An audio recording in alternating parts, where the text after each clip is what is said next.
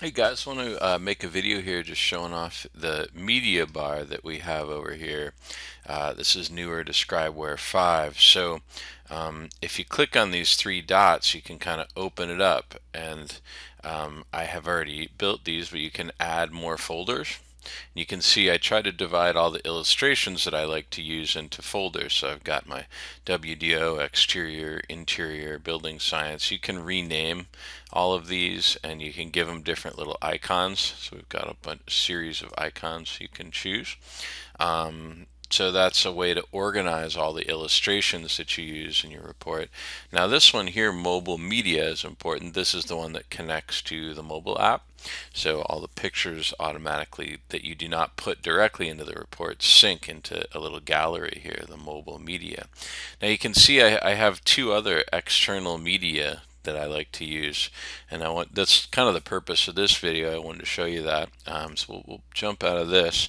Now here I'll just show you what these folders are like. I can click on the plumbing and these are all my illustrations. Most of these are done by Charlie Buell. Thanks Charlie, these are awesome illustrations, and we paid Charlie because we think they're valuable and really well done, and these are now included with ScribeWare subscriptions in ScribeWare 5.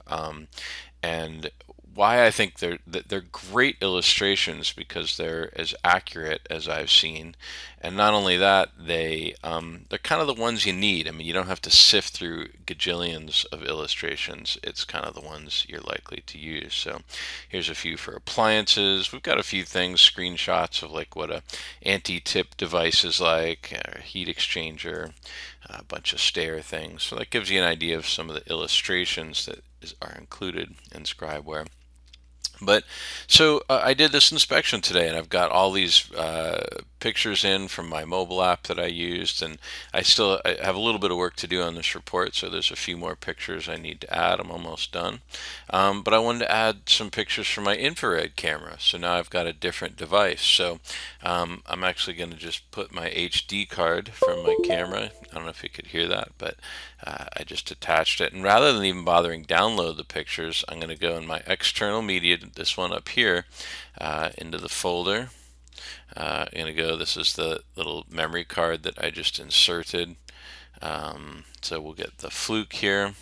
We'll go down to the bottom, and then here's a bunch of the images that I took today.